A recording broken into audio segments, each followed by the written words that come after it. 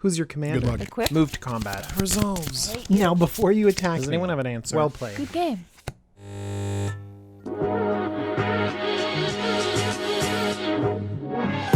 Welcome everyone, my name is DJ, this is the Jumbo Commander YouTube channel, and it's standard rotation. I know we're all hyped about Guilds of Ravnica, but one more reminder to you Commander players. Everyone else is hyped about Guilds of Ravnica too. They're gonna just throw their money at this set. To be honest, I'm gonna do a little bit of that too. But let's not forget about the great deals we can get when a whole 2 blocks rotate out of standard. So pay attention to these amazing commander cards because they are hitting trade binders everywhere and can be found on tcgplayer.com, sponsor of the Jumbo Commander YouTube channel. Let's jump right in. Hour of Promise. 4 and a green for a sorcery, search your library for up to 2 land cards, put them onto the battlefield tapped, then shuffle your library. Then, if you control 3 or more deserts, create 2 2/2 black zombie creature tokens. This is ramp. But you might be thinking, 5 mana, 2 lands, I don't know, that kind of rate isn't something I'm excited about. Maybe you're saying you don't want your ramp at 5 mana. That ramps you from, I don't know, 5 to 8? Oh, that might be okay. Or you're thinking about all the hoops you have to jump through to get those zombies, but forget about all of that because you can get any lands. That means that you're not ramping from 5 to 8. You're getting a Cabal Coffers and Urborg straight onto the battlefield and ramping to a bajillion mana. Yeah, you're not worrying about the hoops you have to jump through to put 2 2/2 black zombie creature tokens. You're fetching up a Dark Depths and a Thespian stage and getting a single 2020 indestructible Meritlage. Yeah, the fact that you can fetch any land makes this super powerful. And the rate isn't actually that bad. One of the best rates on fetching 2 lands is Skyshroud Claim, and that's a 4 CMC sorcery. That's also limited to forests. So yeah, 1 extra mana to get this kind of power, pretty good. Next we have Razorcat, the Foul-Blooded. 5 black for an 8/8 legendary demon. It's got flying, it's got trample, and a wonderful activated ability. Pay 2 life. Sacrifice another creature, search your library for a card and put that card into your hand, then shuffle your library. Razorcat is a gigantic beater, a combo enabler, sacrifice outlet. It's a little bit of everything. Coming in at $7, this is not a cheap mythic. In fact, we kind of missed the bottom on this. Razorcat was as low as $350, but it's kind of trending up a little bit. So maybe if you want it, pay attention to which direction the price is going because this was not impacted by standard rotation. Standard players weren't playing Razorcat. So if this is commander demand, you might want to jump in before the price rises. We've seen this before. Sidisi Undead Vizier is also a tutor on a creature. I know there's a lot of differences between the cards, but this might speak to the need of this effect. Sidisi was a rare that never really saw mainstream play, and yet still the price grows and grows and grows. Razorcat could be in a similar situation, except for, as a mythic, its ceiling might be quite a bit higher than Sidisi's.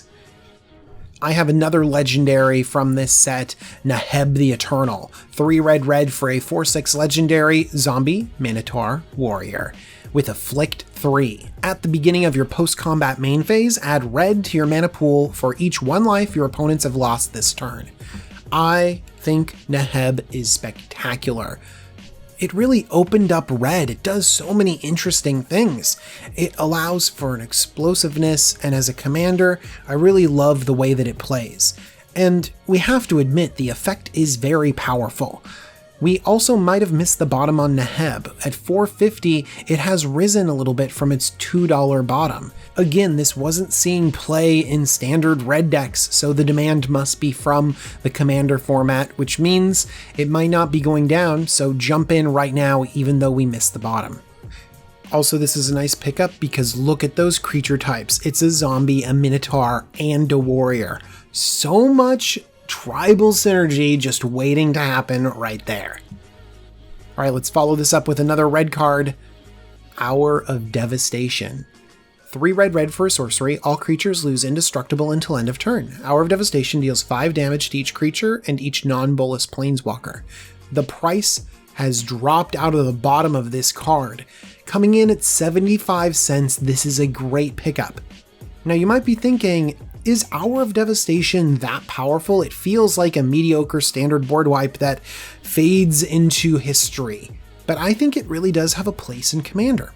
And it might even be more powerful than Hour of Revelation, which is also a great board wipe. 3 white for sorcery. Hour of Revelation costs 3 less to cast if there are 10 or more non-land permanents on the battlefield. Yeah, that just means that this is a planar cleansing for white, because it says destroy all non-land permanents right there.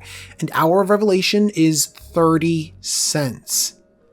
But let's get back to my hype for Hour of Devastation.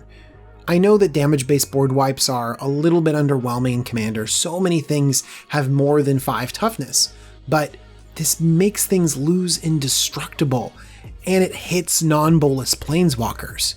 So what does that mean? If we're talking about gods running rampant, it hits most of them, just killing them outright.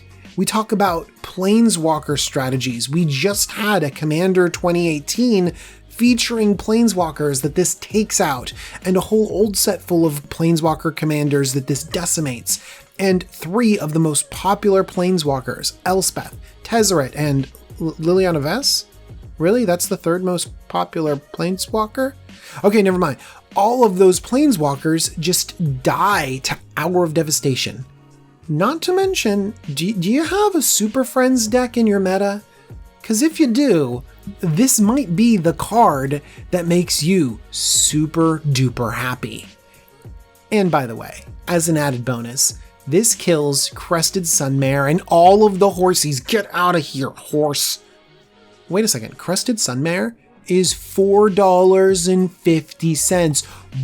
Why is that the value for the horse? Okay, I don't understand what's going on with prices here, because I'm about to talk to you about a bunch of different cards and the prices are all over the place. Why is the horse $4.50? And my next card is $3.50. Ramunap Excavator. 2 and a green for a 2/3 Naga Cleric. You may play land cards from your graveyard.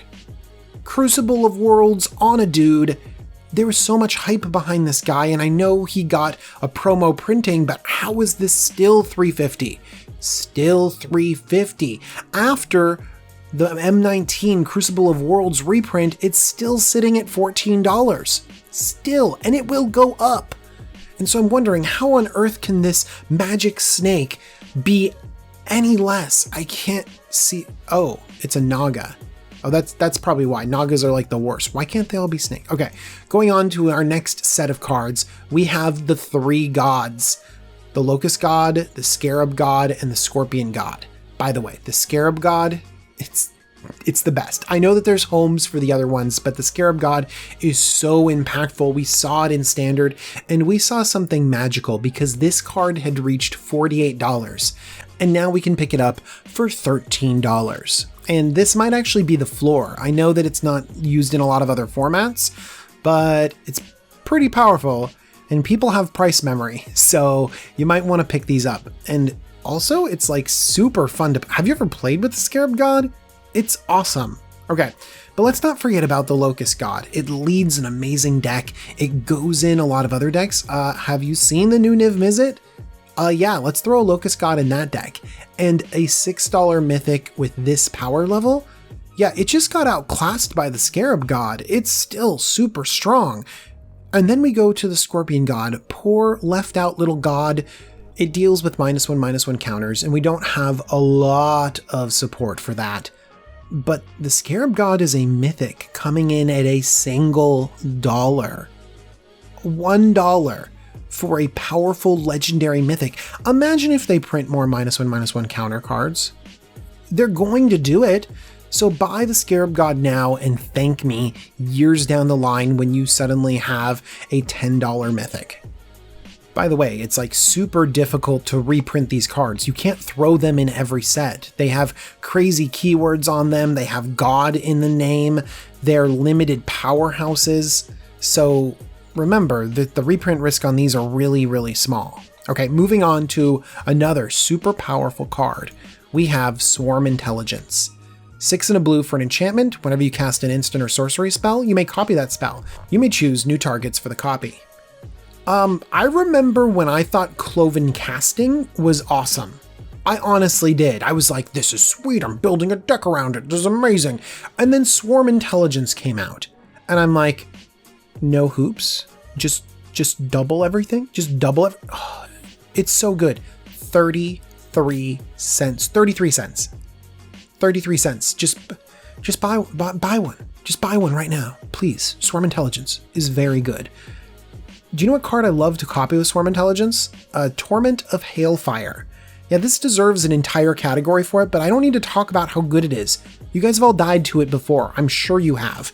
It's become a commander killing staple. As bad as Exsanguinate, and it used to be a lot cheaper, and now it's risen to $5.50 because people realize how good it is at killing all of your opponents. Yeah, we've all figured it out, so it's not getting cheaper than $5.50. Commander players are the only people playing this card. So if you need it, buy it. If you don't buy it, yeah, that's okay. I don't want to die to Torment of Hailfire. All right, and the final card, Mirage Mirror. I know this isn't some exciting reveal. You all knew this was the final card. It's so good. 3 mana for an artifact, 2 mana to activate Mirage Mirror, and it becomes a copy of target artifact, creature, enchantment, or land until end of turn. So this feels like a very innocuous effect. Just, hey, I become a copy of something. I'll become a big creature, or I'll become a cool enchantment. But this opens up so many possibilities. I love that you can just target anything, and this dodges removal so well. Just keeping a couple mana up to turn this into a land means that Mirage Mirror sticks around and isn't just the best creature on the board, it's the best thing on the board. It's so amazing and strong, and I love you, Mirage Mirror. We also missed the low on this. It's about double its lowest price right now, but you need it and you need to play with it. I'm sorry that it cost $3.50. Please go get them right now. Enjoy playing them in your deck because it's such a fun card. You have to think laterally so many different ways when you're playing this card. It's just opens up the game so much. I love you, Mirage Mirror. And I love all of my patrons. Thank you for supporting Jumbo Commander. I just bought a bunch of Mirage Mirrors and Swarm Intelligences and Hour of Devastations, and I'm going to be sending them out to my patrons. So if you're interested in supporting me, and you also want a few cool cards with my signature on it, click on the Patreon link in the description, and that'll tell you what goes on over at Patreon. And really, thank you so much for watching. This has been kind of a marathon session because there were so many good cards in these 2 blocks. But now, we get to focus on Guilds of Ravnica. Bye, everyone.